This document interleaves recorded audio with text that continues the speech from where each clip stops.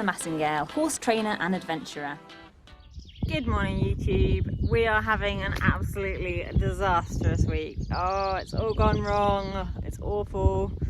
I normally only share good stuff because I am actually a really positive person and try not to focus on the bad stuff, but I'm kind of aware that that doesn't always come across as real life, because with horses it's always like up and then down and up and then down, and this week we've had an absolute horrendous week. They're all injured.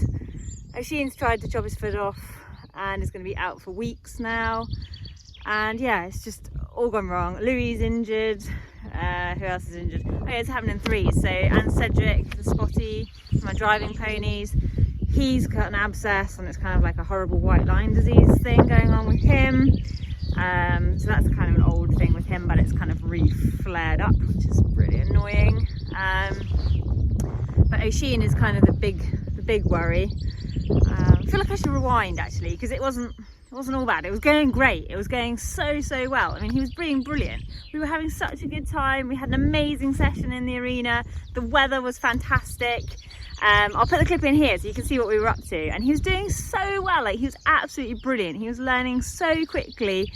And I think one thing good that has come out of all of this is that I am so grateful for the work that I do with them and the sort of system I have in place. Hello. It's always a silver lining. This comet. Yeah, the training I had been doing with him up until the point where he tried to chop his own foot off has definitely made treating him and getting through this horrible injury that he's got an awful lot easier. So that's something.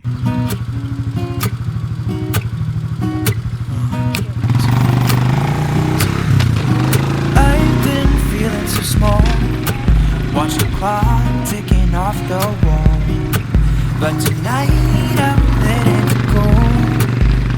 Spend my coin for sure. I'm gonna be myself, or I'll be someone else. No one's stopping me now. I'm gonna skip my breaks, I'm gonna make a mistake. I just wanna feel alive. It's just what I do when I'm out. So try not to hold me down. Feel alive when I'm in this town. Look at those beautiful stars. I wanna drive a faster car. Nothing can break me. No, nothing can break me. Try not to hold me down. Feel alive when I'm in this town. Look at those beautiful stars. I wanna take a trip to Mars. Nothing can break me. No, nothing can break me.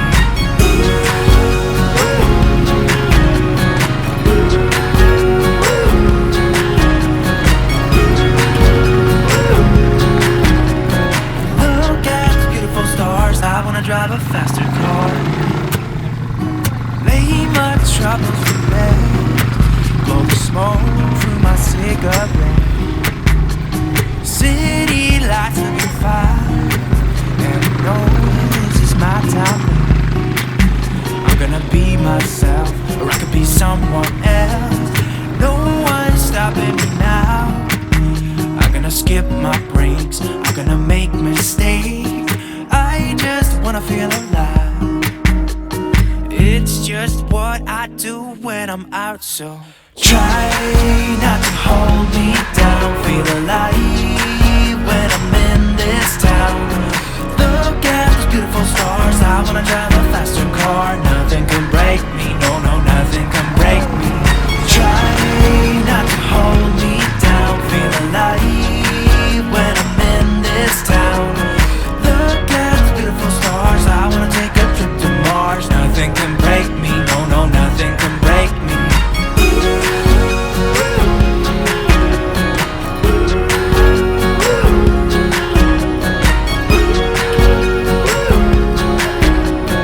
Look at those beautiful stars. I wanna drive a faster car.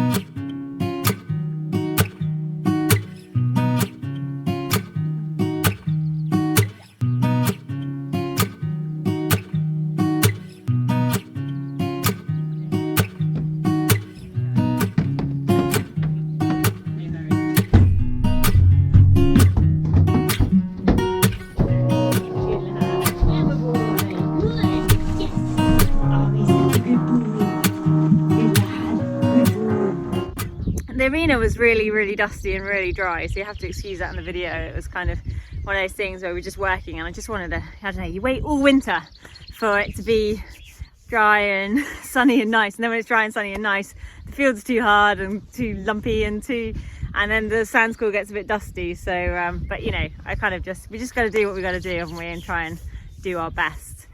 And then, well then it rained. I mean, it just poured. It poured and poured and poured and poured and poured, and rained. Horrendous. And then the next day, was it the next day? Yeah, I think the next day I went down the field and I was like, oh, Oisin looks a bit lame. What's happening? And so I got him in, so he comes in, and when he came in I was like, oh no, there's something else going on there. And then when I looked, it's like, oh my gosh, it's just the worst. It's horrible. He's really like dug in the back of his own foot with his back foot, so he's obviously trotted or cantered or whatever, playing around, goodness only knows, maybe trotting down the hill, maybe in the field. It's on a bit of a slope that goes down to a river. Who knows what they do. I mean, at 3 years old, could literally have done anything, couldn't he? But he's done a good job of it. It's really gross. I was like, oh my god, I can see right in, like really, really deep. I was like, that is gross.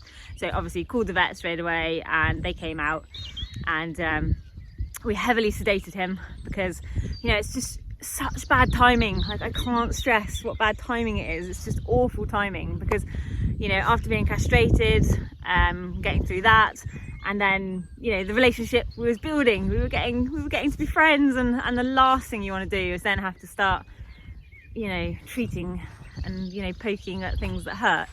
So I was like, oh no, you know, you can't explain to him that I'm just doing this because I'm trying to make your foot better, can you? You know, he just goes, ow, that hurts. What are you doing to my leg? Get off, it hurts. And he was pretty defensive about his legs being very colty. He was sort of, you know, didn't like touching them at all. And I'm just so glad that I had put the work in before this injury and incident, and that I had done the work I do with them, with all the young horses, about, you know, preparing them for worming and for this situation, for this very situation, because of course the vet sedated him heavily, so we could have a really good poke around in there, and that hopefully wouldn't then, you know, be stressful for him with him trying to move it. Had a really good clean out, and he was in the land of Lala. Cleaned it all out, had a good look, and we felt like the best thing, well, I had nothing to do with it, the vet, hello darling, the vet thought the best thing to do was to not bandage it. Bandage could just keep slipping and ending up with just like a bracelet around the top, so we thought the best thing to do would be to leave it open and give him a big dose of antibiotics and painkillers, and see if that kind of you know, was enough to knit it together. We're now on about day, I think, how long did it, day 5 are we now, I think, since he did it. And he has been an absolute star. I mean, he has been a legend to treat, because I'm not gonna lie, I was dreading it. I thought, oh no, it's gonna be awful. It's just gonna be, you know, he's gonna then not want to be caught, you know, all that good work that we've done, and where he, you know, he's been coming up to me in the field, all that good stuff, and then it's all gonna go to pot, because he's just going to be like, oh, I don't want you to touch me, don't put headcrawl on me because you're going to give me horrible drugs. And but he wasn't like that at all. He has been fantastic. He is like my little trooper, bless him. He's been so good. I've been having to syringe a massive dose of antibiotics into him twice a day.